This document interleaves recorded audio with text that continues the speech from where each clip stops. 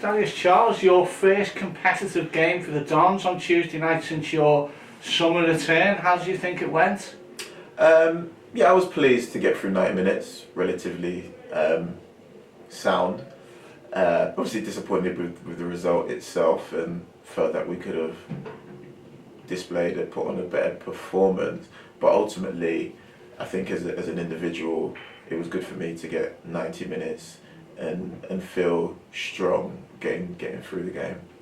And you've made around 400 appearances in the league and non-league, so do you still think you've got plenty to offer if required?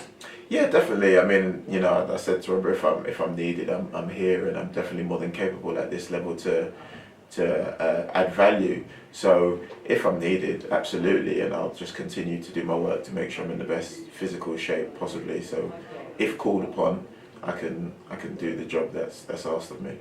Obviously, a big part of you coming in the summer was the coaching and mentoring side. Just talk us through what you've been doing on a daily, stroke weekly basis.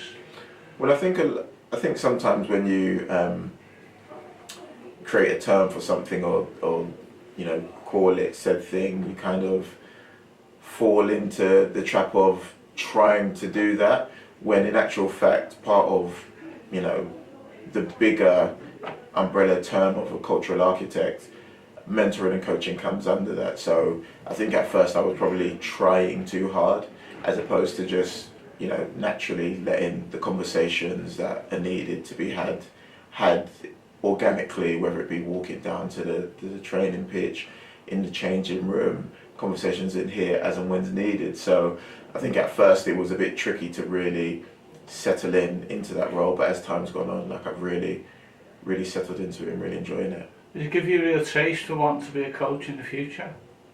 Yeah, I mean, for me personally, I've always said I don't necessarily believe coaching is where my purpose or fondness or love is, but I mean, mentoring is a type of coaching in a sense. And I think, you know, even, you know, watching and admiring the work that Robbo's been doing, it's really kind of like fueled my passion to maybe become a manager, which is something I've never been interested in, or a sporting director after speaking to the likes of Will and understanding what the role entails.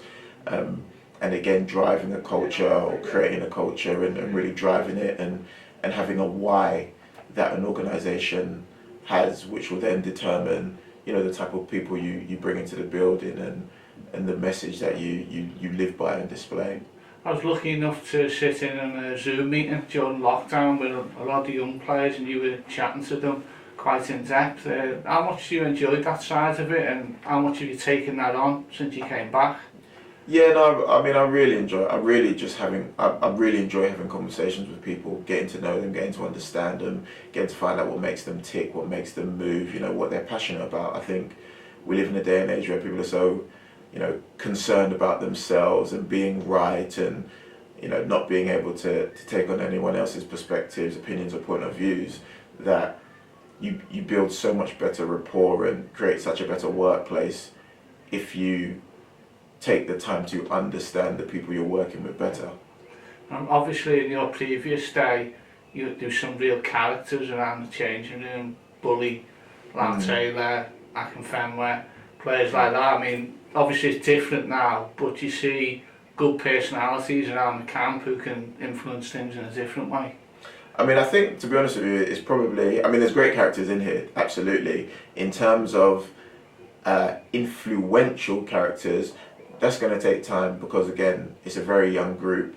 And by young, I mean inexperienced, right? You know, it's a group of men who are predominantly, you know, first, second, third year pros, still finding their feet, understanding the game, understanding what works best for them.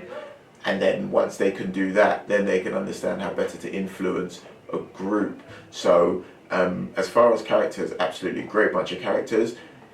And then nailing down their own needs and what allows them to get better will then allow them the opportunity to understand how to influence the wider group. Because Robbo mentioned in recent weeks about players taking ownership, so that sort of fits in with that mentality then. Yeah, no, absolutely, and that's one thing that, you know, well, I say one thing, there's many things that I, you know, admire and like blown away by with Robbo's ethos.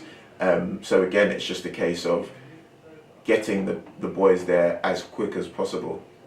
And do you like the way in this place there's a lot of different characters off the pitch who come in here? Steve Salas, Ben Ryan. It's a real learning environment, isn't it? I mean, Salas and Ben Ryan are the two people that I really enjoy speaking to, because I get to float ideas by, brainstorm or use as a soundboard, because they have a wealth of knowledge and experience in other areas of life, let alone just having more life experience. So I always find it fascinating to speak to them, and I really, really love the fact that they are part of this environment. And this time of the season as well, we get to a stage where the weather changes, the dark nights come. Is this a real test now of people trying to help these young players at this stage? Yeah, definitely. Again, it's another challenge, right? Playing through the darker, colder winter months, finding that, motivation or determination, inspiration or whatever it is, to really, give your all, even though it's raining, it's wet, it's windy, which may sound silly, but, it's demotivating, generally speaking. So to find that extra 5% can be hard at times. So it is for, the more experienced players to put an arm around the younger boys and make sure that they are in a place mentally and emotionally that they can give everything. At this stage of the season, perhaps, don't be looking at the table too much. Cambridge are around the same position as us, but as Robbo says, it's about what we do, isn't it? Well, absolutely. I mean, at the end of the day, nothing's won or lost right here, right now, right after 14 games. And the priority is about seeing progression, and hopefully through the process, we will get the desired outcome more often than not. But again, in terms of what Robbo's doing here at this club, it's in its infancy. So, it would be great if we were top of the table, but I mean, how often does that happen in terms of, when businesses or teams are, creating something new and breaking down barriers, and then having to sift through, what's left of that and create, something that is sustainable and enjoyable here. You've spoken in the past that one of your biggest achievements was coming back from a career-threatening injury at Wickham and then achieving promotion. Does that really help in your, weekly duties around here that you can pass that on to young players? Yeah, I think, funnily enough, this is a shower thought of mine, and I always have cold showers in the morning, because what that really taught me is that I work best after